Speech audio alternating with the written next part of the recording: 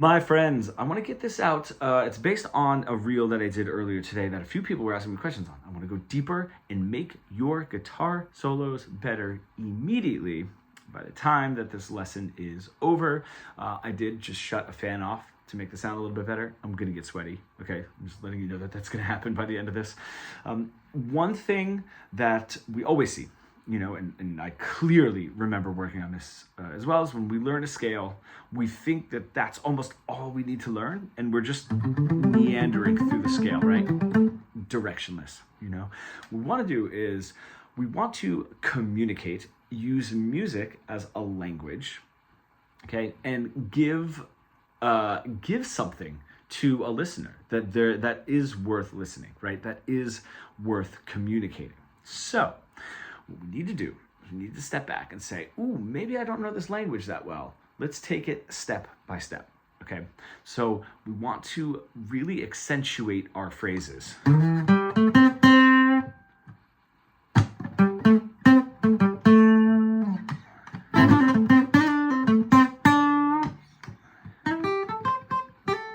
Cool, 4 phrases, got it. Space in between each one. We can really see those phrases or sentences. Eventually, we're going to string these all together. When I've taught this before, a couple people were chiming in when I did it over a live, and they didn't like the idea of like these sort of bluesy, right? That's not their genre, okay? I'm going to show you why this eventually can get into sort of any genre and being able to sort of riff around and not have to have these like very accentuated bluesy type phrases.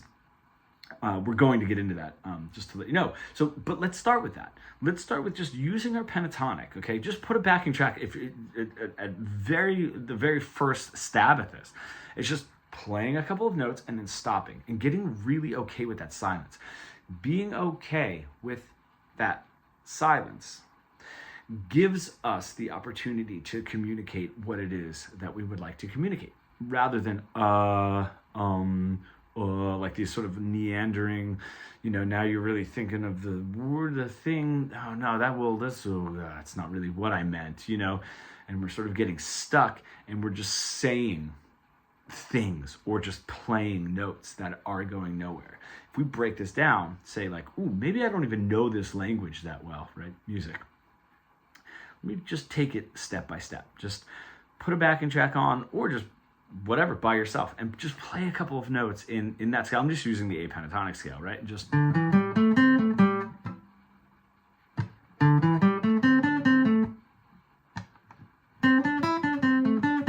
cool. And just getting used to hearing that silence, okay? That is silence and repetition are two things guitar players hate to do, to use, they fear when we start getting into improvisation. And these are your not your enemies, these are your friends. I'm going to tell you why.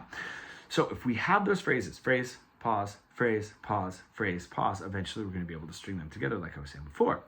Let's make them a little bit more meaningful, okay? Let's take this minor pentatonic. I have my root notes, okay? So I'm in A minor pentatonic. Okay, my root notes, 5th fret of the E string, 7th fret of the D string, 5th fret of my high E string, okay? Those are my root notes. If I land on a note next to the root note, it creates a little bit of tension, right? It gives me a little bit of wanting that root note. So if I start down here, these bottom 2 strings, I have my root note, the 5th fret. Okay, and then I have my tension notes, or the notes that are close to the root, but not close enough. It gives us a little tension, right? And that's the 8th fret of the E and the 8th fret of the B. It's fantastic. All right, so I have everything right here. I'm just using 5/8, 5/8 on my bottom 2 strings. If I just play a lick, something very easy that ends on one of those 8s, that gives me a question that needs answering, okay? Cool. I'm going to play the exact same thing and then resolve it by going to my root note. Okay, that's it. Space. Perfect. All right, let's do another one. A lot of repetition there. 5th fret of the B string to the 8th fret of the B string, but a lot of those 5th frets Cool. Same thing. Allowing space. We have now our question and response as to sentences, right? A question and a response with the pauses in between. And we're doing repetition. Why are we doing repetition?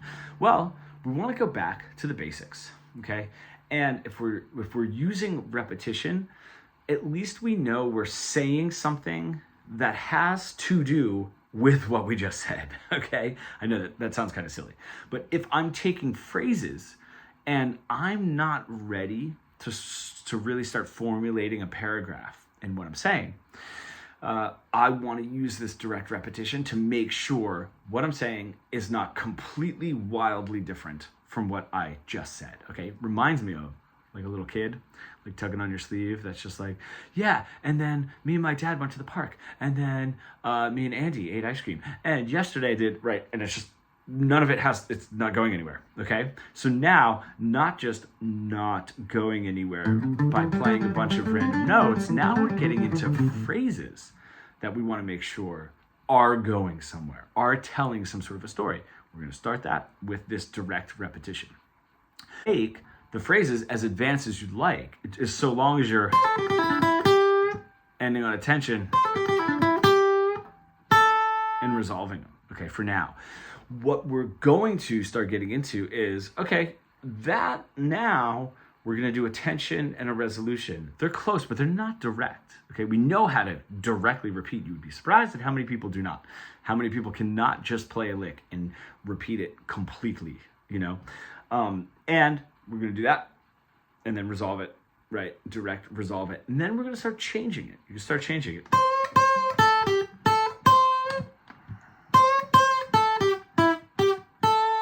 Ooh, pretty close, right? Some of it repeated, added a few extra for the second one. But you hear those two phrases together and you're like, oh, that makes sense, right? Those two make sense together, right? We're starting to tell a story. Things are starting to open up a little bit. Let's just for the sake of like visual, let's move this down here. So I have my 7th fret of the D string, right? 7th fret of the 4th string. I have the 5th fret as a tension of the D and the 5th fret of the G string as a tension. I'm just going to be using the G and the D string, right? So same thing. Pretty easy on my G string, 7, 7, 7, 5. Same thing. Right? It can be as easy as you would like it. When we start understanding this sort of repetition, what never escapes us is what we just said. It's like telling a story, or better yet, it's like answering a question that you didn't know somebody was going to ask you, right? You're answering and you're just, oh, this is a long answer. I don't have any of this planned out, but I'm continuing because I know what I just said, right? And everything is sort of moving. When we hear a solo like,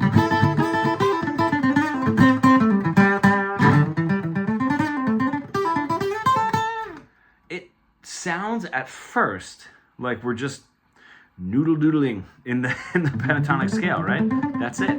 But we're not connecting those phrases that we worked so hard to get to give us a sentence.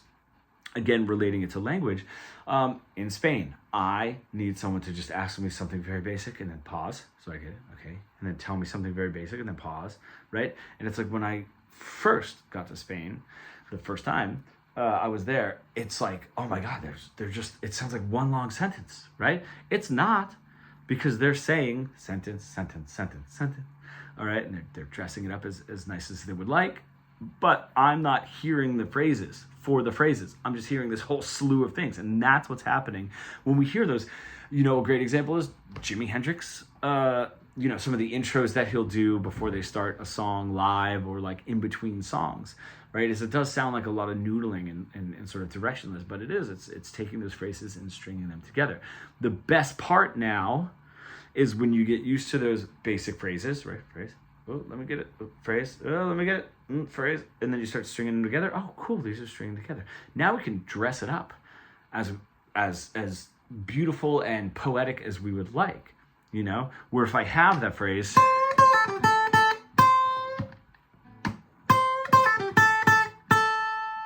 Okay, cool. Those two went together. Now if I...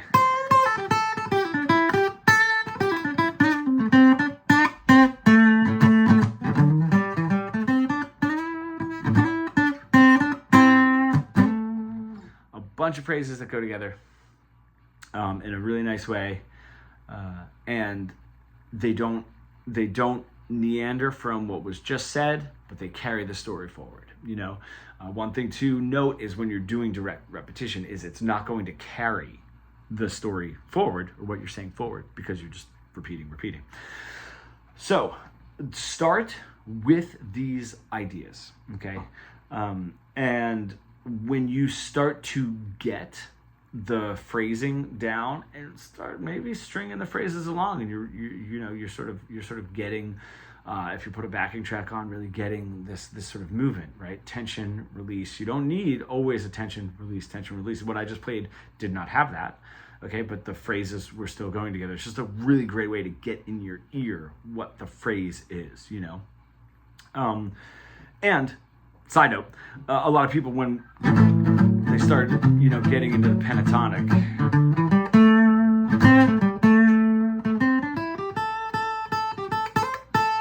everybody loves the root notes in the pentatonic because they sound so complete and so full, and our ears are not ready for like sort of the fourth and the fifth degree, which are a little bit more neutral, or hearing those tensions that we want to resolve.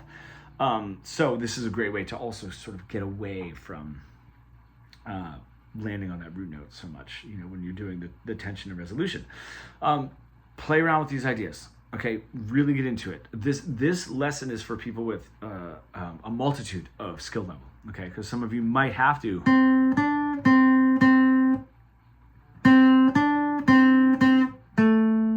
Just that easy, right? There's know where your root notes are. 5th fret of the E string, 7th fret of the D string, 5th fret of my E string, and then my tension notes are whatever comes before and after the root note, right? Root note, whatever note is before and after. Okay, so 8th fret of my E string is after my root note. Those are neutral, okay? But the 5th fret of my D string is right before the 7th fret, which is my root note, and then the 5th fret of my G string is after. So tension, resolution, tension, then next 2, and then the 8th fret of my B string, because it is before my 5th fret of my E string, which is my home bass, right, my root note, and then the 8th fret after. So there's a whole lot in this lesson, okay? I did not want to make it a half an hour. I don't even know how long it was. I did not want to make it a half an hour, 45 minutes, or an hour. Go through it, go back, go through it, ask me questions, which is totally cool, but think about making your guitar solos a language early in the process, okay?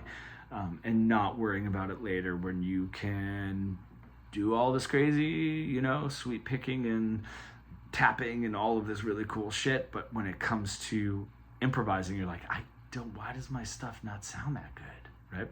We gotta make it sound like a language. Awesome. Any questions, just shoot them on over.